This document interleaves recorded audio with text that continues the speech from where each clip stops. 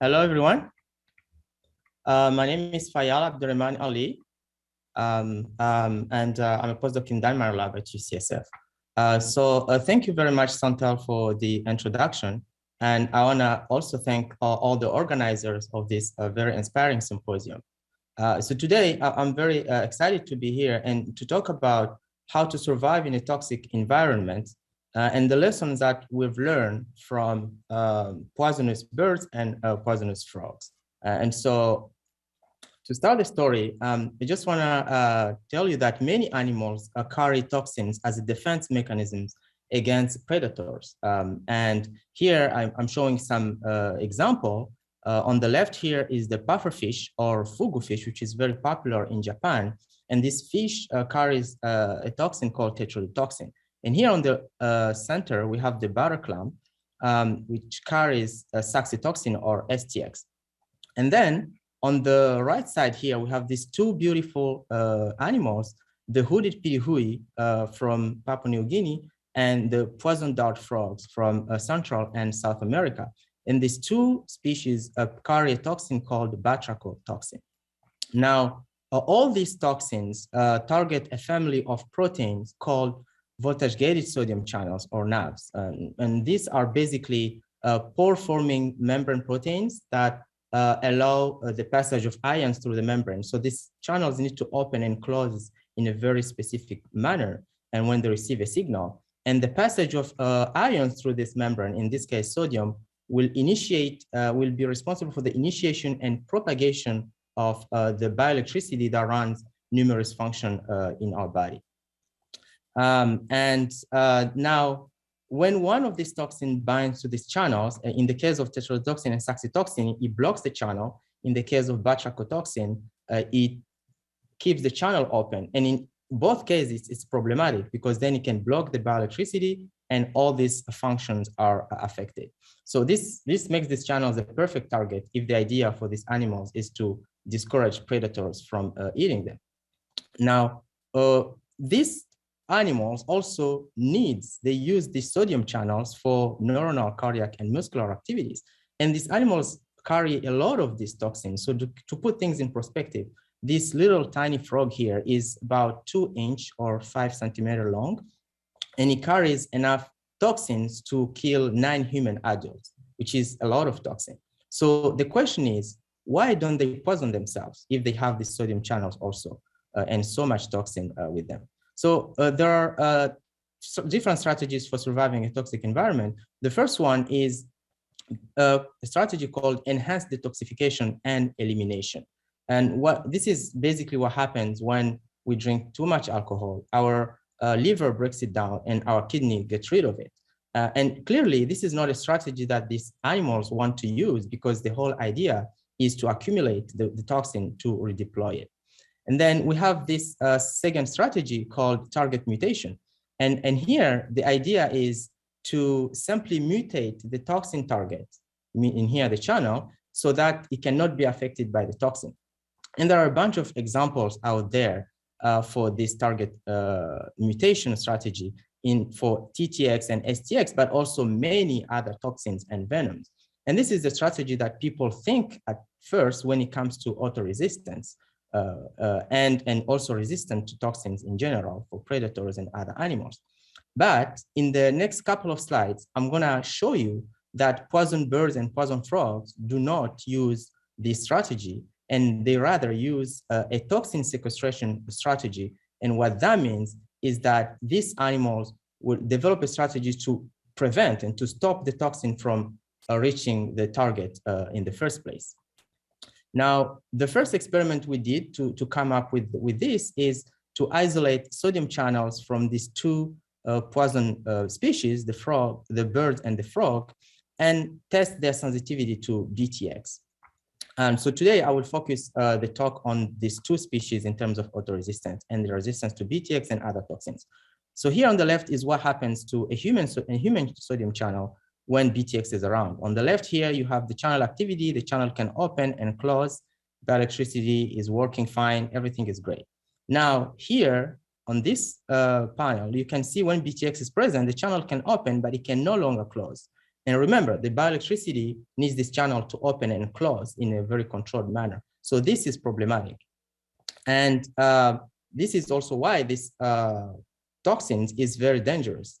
Now, when we tested the channels from the poison bird and poison frogs, we were very surprised to see that they are just as sensitive to BTX as the human channels. So what this means is that these BTX carrying animals, they do not use the target mutation strategy because their target is still sensitive to the toxin. Now, next step was we tested whether the frogs from which we isolated these channels were actually resistant to BTX. And the answer is yes, because as you can see here, these poison frogs could survive a challenge experiment where we injected them with BTX and they just looked fine. And this was not the case when we did the same experiment on a control frog, Xenopus laevis, which does not carry any toxin and which does not, which could not survive the challenge experiment.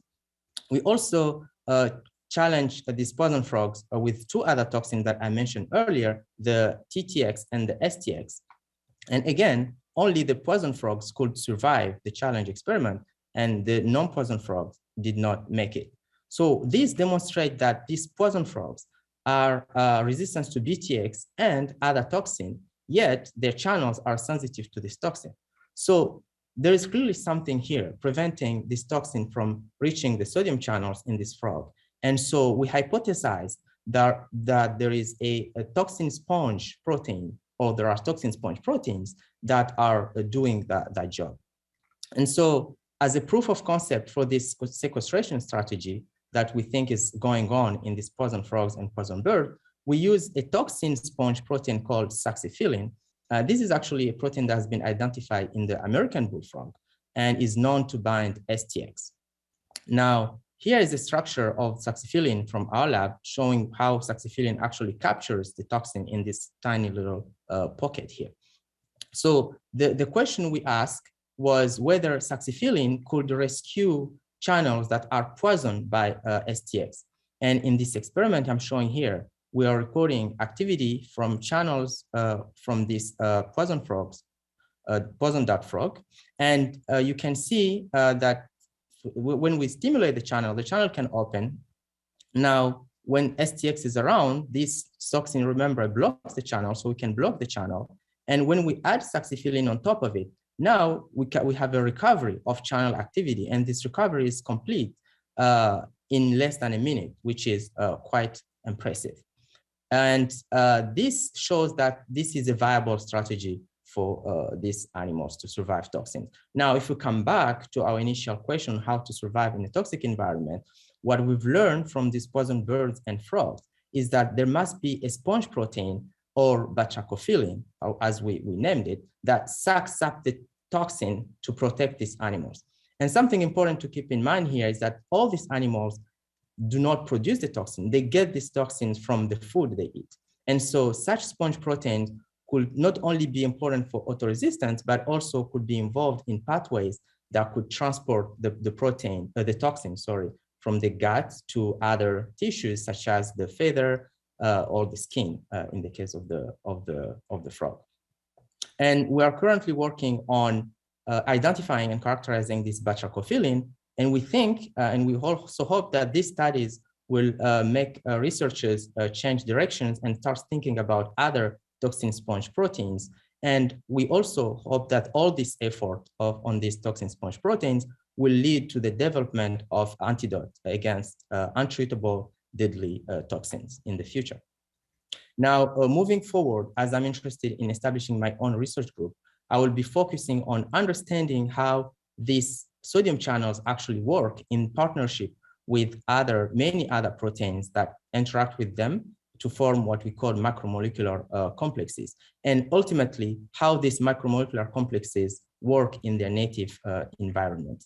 And another problem my research group will focus on is the lack of isoform selective drugs that target this sodium channel.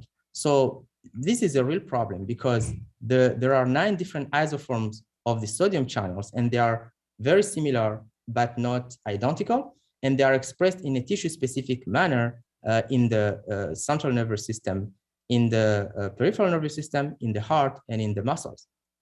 Now, because of their similarity, the current drugs have many side effects, because you can imagine that if you target the cardiac channel, you can also have side effect on the neuronal channel. So my goal is to develop a strategy that precisely target regions of these channels that are different between different isoforms. And this will hopefully lead to much safer drugs against conditions such as epilepsy, pain, cardiac arrhythmias, but also periodic paralysis. And with that, I would like to thank my mentor, Dan Minor, and all the other contributors of the story I told you today. This was a very nice example of teamwork, and I would like to thank for that Jack Dumbecker from the California Academy of Sciences, and our great collaborators from Stanford University, Justin Dubois and Lauren O'Connell on their teams. And finally, I want to thank all the funding sources and this organization that funded me personally. And if you have any question or comments, please reach out to this address. And with that, I would also like to thank you very much for your time today.